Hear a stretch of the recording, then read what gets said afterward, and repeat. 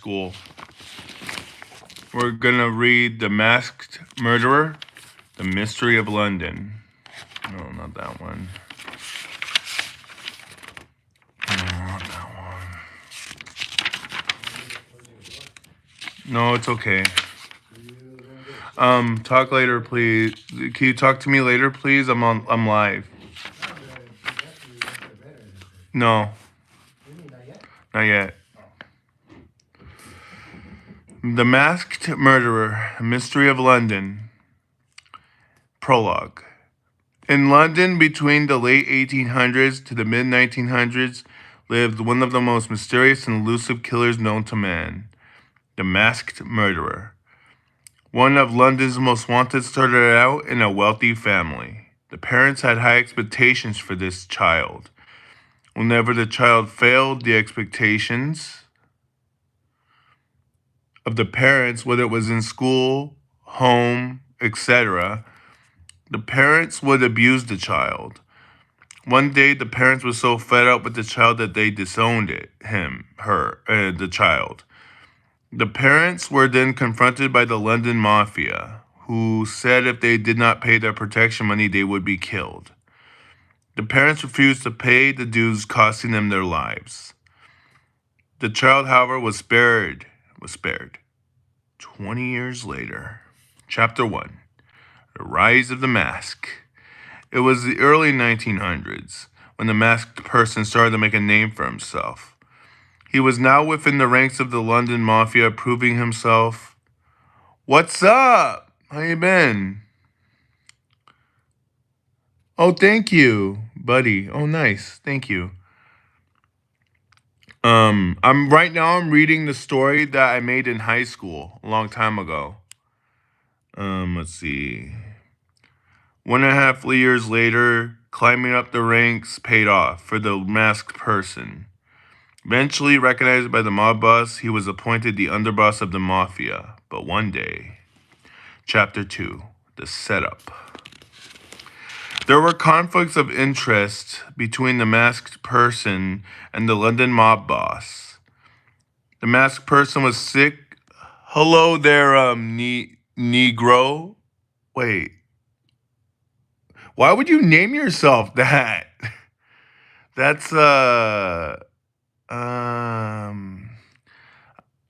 oof. Anyways, oh yeah, thank you. God, keep those chins up. It's what you mean. It sounds similar to something. Not let's go to 500 subs. Nice. Ooh, we got more people here. Awesome. Anyways, are you in Mexico? No, I'm in the U.S. I'm in the USA. Remove the person, please, Timothy. Which person? Which person are you referring to?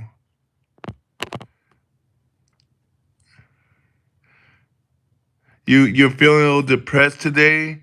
My AIGF left me? Aw, that's not good. Hello, good morning, my love, India. Awesome.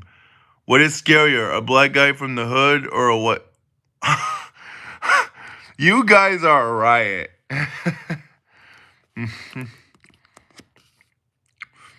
Anyways, I'm reading a story I made from high school a long time ago.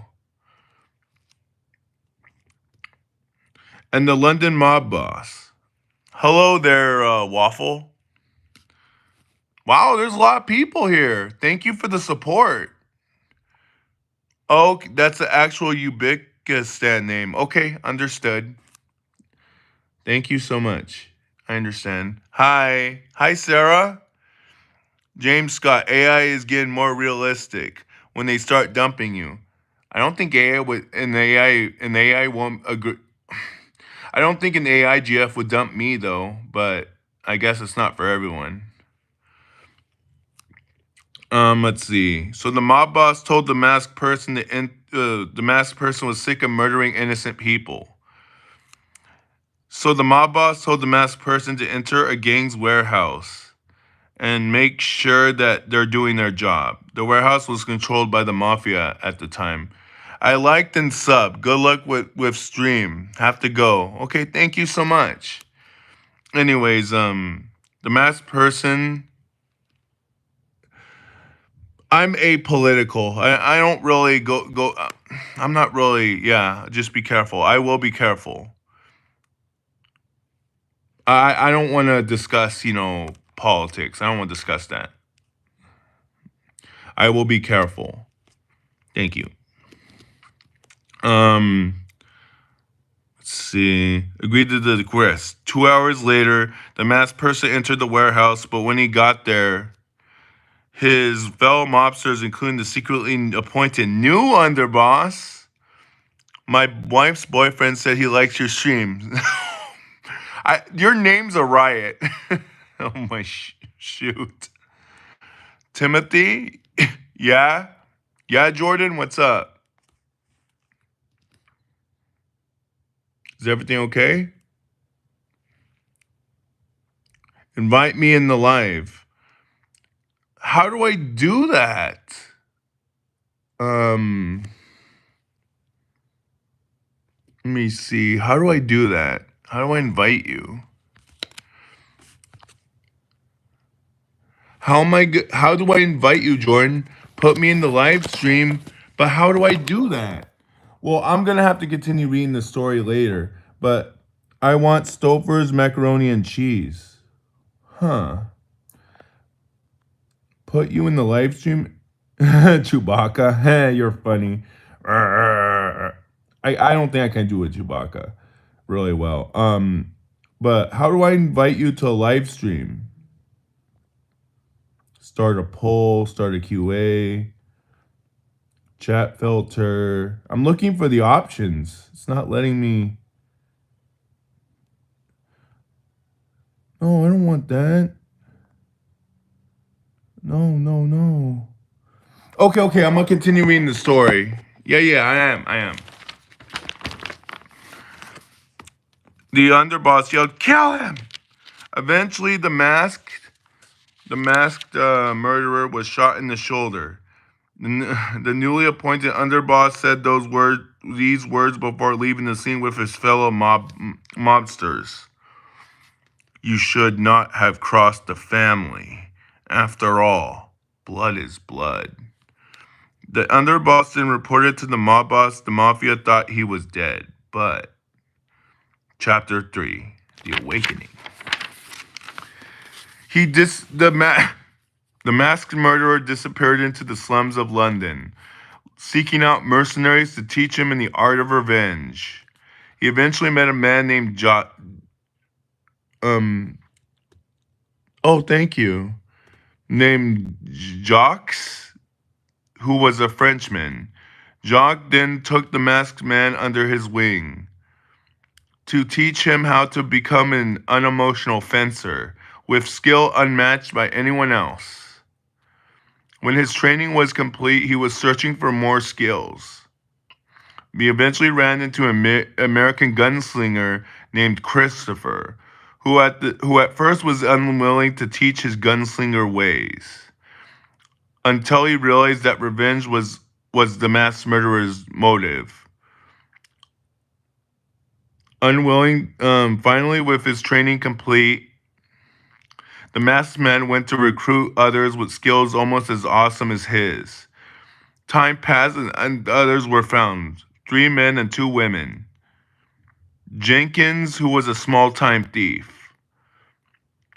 Lucien, who was a bandit with nothing to lose. And then a train robber named Duke. A saloon girl with a bad attitude named Lucy. And lastly, Rebecca, who was quiet and shy with a killer instinct. Chapter 4, The Vengeful Six. Most people wouldn't like sleeping next to rats or having to smell the rotten sewer. Can I come over me and Paige real quick right now? Sure, I don't see why not.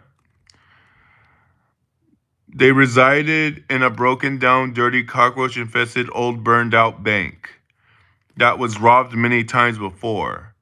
This is where they began to plan for the ultimate revenge plot. Can you start on command yet? I don't know. Maybe. I haven't worked that out yet. This is where they began to plan their ultimate revenge plot. The masked man, who was a genius, had already begun to seek out his revenge on the mafia and mob boss Montgomery Churchill. The Vengeful Six wasted no time in beginning to help with the plan. Chapter 5. The Unlucky 19. 19 may not be an important number to you. Shart, not start. Oh, then, no. No, I don't, no. But the masked man and his crew of unlikely followers, it is.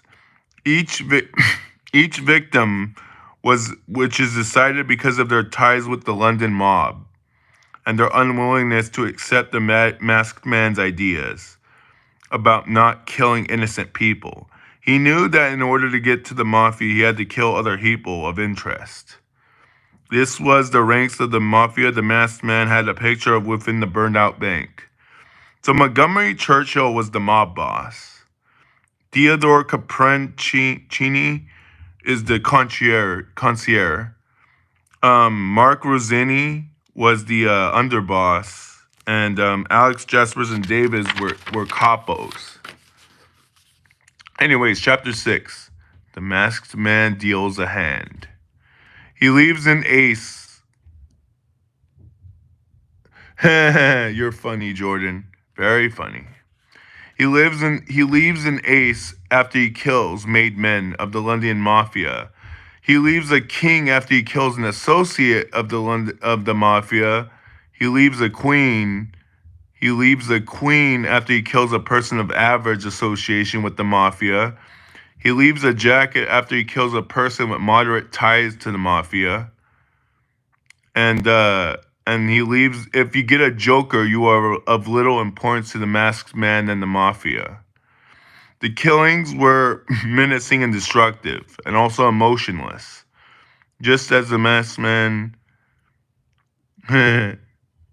just as the masked man, was trained to do. He never looked back. Sorry for my cough. At his victims because the sight was too gruesome for even him. The rage and anger the masked man had for his victims and Montgomery Churchill came out in the most vengeful way possible, making each death worse than the last one. The masked man was finally satisfied with each kill, but he knew he was not done yet. Chapter 7. Denson's Discovery. After 30 years on the police force, Denson had thought he had seen everything, but what he was about to discover would change his attitude forever.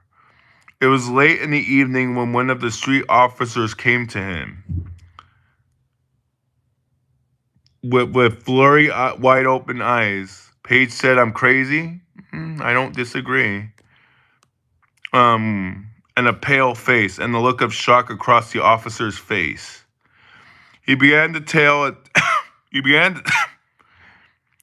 to tell a tale. Nice. Pringle says nice. Thank you. He began to tell a tale that the chief could not believe.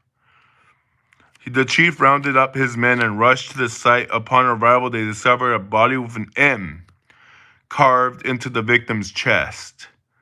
He was scared, but he knew this was a message being sent to someone unknown, to them loud and clear. He wasn't sure if this was the beginning of the message or the ending. However, one thing was for sure, the message was deadly. Police Chief Denson went home that night completely bewildered and distraught about what he had seen, and knowing all too well that something much more than he could handle alone was happening, so he decided to contact Detective Brandon to get a few of his ideas. Chapter 8. The Deadly Clues. In the morning, Police Chief Denson and Detective Brandon were called to another murder scene, with the victims' bodies carved in blood and mutilated beyond recognition. They noticed each body had a letter carved into their chest. The letters were O and N, and a card in each of their hands. Over the next few weeks, they discovered more bodies, more cards, and more letters. Um, each clue, each death and clue bringing them closer and closer. I can bring you some shorts, sure. Um, each bringing them closer and closer to putting the clues together. Um, oh yeah, that's fine. No worries. This time they had to come that the murder was spelling out a name, and the cards represented something that they weren't quite sure to do with the mafia. As they laid the photos of the victims in order. Oh no, I'm still reading. I'm almost done. Um, and as they laid the photos, they died. They realized that they had a name, at least a first name, Montgomery. It wasn't much for them to go on, but they knew it was important.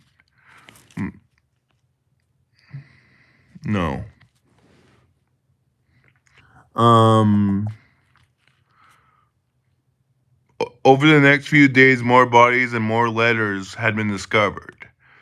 And here was their conclusion: Montgomery Churchill. Detective Brandon came to a second conclusion concerning the cards that they were used to rank mafia victims. Meanwhile, Chapter 9: The Woman Behind the Mask. The police then went to investigate a woman whose boyfriend was killed. The woman said, "I had nothing to do with his murder." The police said, "Very well. You are free to go." She then walked to her apartment and went to rest her head. 2 hours later she woke up to find, yes, I can read Goosebumps next. Yeah. Well, I'll have to borrow the book from the library. Um She woke up with to find a mask right in front of her face. Okay, after chapter 9 I'll end the stream. At 9 p.m. Oh, okay, at 9 p.m. Okay, cool. With a pale face, she then said, You have an hour." Okay, cool. "I hereby promise myself I will never carry that burden again. I will never carry that burden again." She then hid the mask and continued with her daily life. She then, out of the blue, got a message. Chapter 10: The Holdup. She then took some time off. She went back to her apartment to find out that the mask was talking to her. The mask said, "Are those your parents?" Not that I'm aware of. Who are you referring to? Um, well, what was I doing again? Do you think I made, the mask said, "Do you think I am reading a story I made from high school?" Oh yeah, I'm in the stream at 9 p.m. And I'm reading a story that I created from high school. It's called The Masked Murderer. Let's see. I made you do these things. Do you think I made you do these things without reason? After all, I only crave justice and liberty for all. This is the mask talking to her. After this, she was at a loss for words. "What's up, your garage? How you been?" Let's see. Where was I at? After she realized though that if that's really her destiny, so be it. She then, by action, took the mask and put it on, assuming the identity of the masked murderer.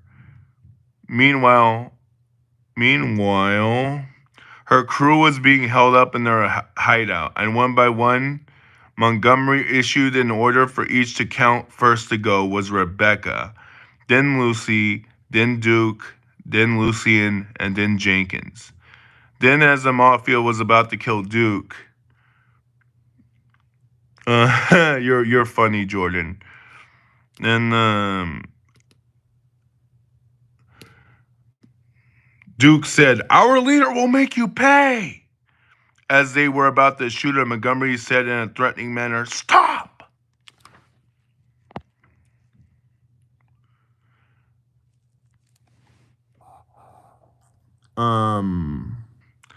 He then said, "I'll do it." Montgomery after that said, "Lucky you." He then pulled out his pistol and said, "Wrong place, wrong time, boy." With that, Duke was killed. When the London mob left the scene, the masked murderer found out that he arrived too late. He then said, "Rest in peace, my allies." Chapter 11, The Final Blow. The masked murderer was done playing games with Montgomery Churchill. He decided no more clues, no more death to his allies. He was ready to settle a score. At Montgomery's home to find he was ready to settle a score. Since he arrived at Montgomery's home to find that Montgomery was not there, only his wife and two young boys. The masked murderer decided to tie his wife and children up and wait for the return of Montgomery. He waited until finally he arrived. Montgomery was so distraught at the sight of seeing his family in danger that he immediately grabbed the first weapon that he saw.